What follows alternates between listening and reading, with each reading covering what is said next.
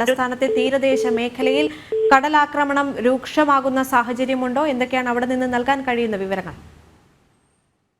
തിരുവനന്തപുരത്ത് വടക്കൻ തീരപ്രദേശങ്ങളിലാണ് ഇപ്പോൾ കടലാക്രമണം ഉണ്ടായിട്ടുള്ളത്. ഇന്നലെ രാത്രിയോടുകൂടി 5 തെങ്ങ്, കൂത്തുറ തുടങ്ങിയ ഭാഗങ്ങളിൽ കള്ളക്കടൽ പ്രതിഭാസത്തിന്റെ ഭാഗമായി രൂക്ഷമായി വെള്ളം കയറുകയും വീടുകളിലേക്ക് വെള്ളം കയറുകയും വീടിന്റെ അടിത്തറ ഇളകി പോകുകയും ചെയ്യുന്ന ഒരു സാഹചര്യമുണ്ടായി.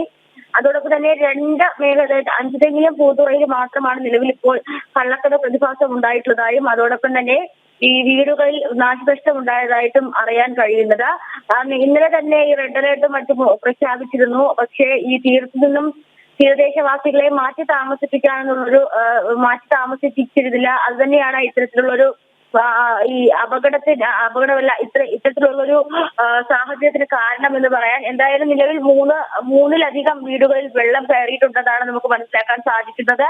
വീടിന്റെ അടിത്തറ ഇളകി പോയിട്ടുണ്ട്, നാശനഷ്ടങ്ങൾ സംഭവിച്ചിട്ടുണ്ട്, വീട്ടിലെ സാധനങ്ങൾക്കൊക്കെ നാശനഷ്ടങ്ങൾ സംഭവിച്ചിട്ടുണ്ടെന്നാണ് മനസ്സിലാക്കാൻ സാധിക്കുന്നത്.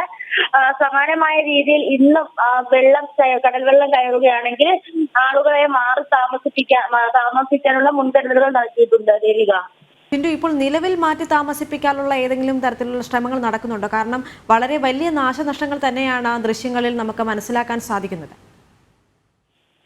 നിലവിൽ ഇവരോട് ക്യാമ്പുകളിലേക്ക് മാറാനുള്ള നിർദ്ദേശം നൽകിയിട്ടില്ല. ഈ പ്രദേശവാസികൾ തന്നെ പറയുന്നത് എല്ലാ വർഷവും സമാനമായ രീതിയിൽ വെള്ളം കയറാറുണ്ട്. പക്ഷേ അത്തരത്തിലൊരു സാഹചര്യം മാത്രമേ പ്രതീക്ഷിച്ചിരുന്നുള്ളൂ. പക്ഷേ ഇത് പെട്ടെന്നുണ്ടായതാണ്. ഒരു രാത്രി 9 മണിക്ക് ശേഷമാണ് കടൽ കയറി തുടങ്ങിയത്. അർദ്ധരാത്രിയോടുകൂടി വീട്ടിലേക്ക് വെള്ളം ഇരച്ചു കയറുകയായിരുന്നു എന്നും നാട്ടുകാർ പറയുന്നുണ്ട്.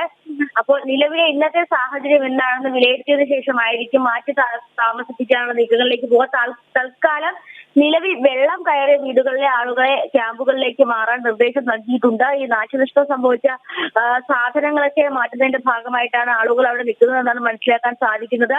പക്ഷേ ഈ തീരദേശ മേഖലയിലുള്ളവർ ഇനി ക്യാമ്പുകളിലേക്ക് മാറില്ല. എല്ലാ വർഷവും സമാനമായ രീതിയിൽ കടലാക്രമണം ഉണ്ടാകുന്ന സമയത്ത് ക്യാമ്പുകളിലേക്ക് മാറ്റുകയും തിരികെ വരുമ്പോൾ സർക്കാർ തിരിഞ്ഞു നോക്കുകയും ചെയ്യാറില്ല എന്നാണ് പതിവ്. ഇതിന് സമാനമായിട്ടാണ് നമുക്ക് അറിയാം, തിരുവനന്തപുരത്ത് വലിയ തുറയിൽ ഇപ്പോഴും കഴിഞ്ഞ 15 വർഷമായിട്ട് ഇപ്പോഴും സ്കൂൾ ക്യാമ്പുകളിൽ കഴിയുന്നവരുണ്ട്. അതുകൊണ്ട് തന്നെ തീരദേശവാസികൾ ഈ ക്യാമ്പുകളിലേക്ക് മാറില്ല എന്നൊരു വാശിയും ഇവരുടെ ഭാഗത്തു നിന്നുണ്ട്. അപ്പോൾ എന്തായാലും ജില്ലാ ഭരണകൂടം ഇടപെട്ട് വേണം ഇവരെ ഇവിടുന്ന് മാറ്റേണ്ടത്. എന്തായാലും നിലവിൽ ഇന്നത്തെ സാഹചര്യം അനുസരിച്ചായിരിക്കും കൂടുതൽ ആളുകളെ മാറ്റി താമസിപ്പിക്കാനുള്ള നടപടികളിലേക്ക് കടക്കുക. ശരി, വിവിധ ബ്യൂറോകളിൽ നിന്ന് സമഗ്രമായ റിപ്പോർട്ടുകൾ പങ്കുവയ്ക്കുകയായിരുന്നു ഞങ്ങളുടെ പ്രതിനിധികൾ.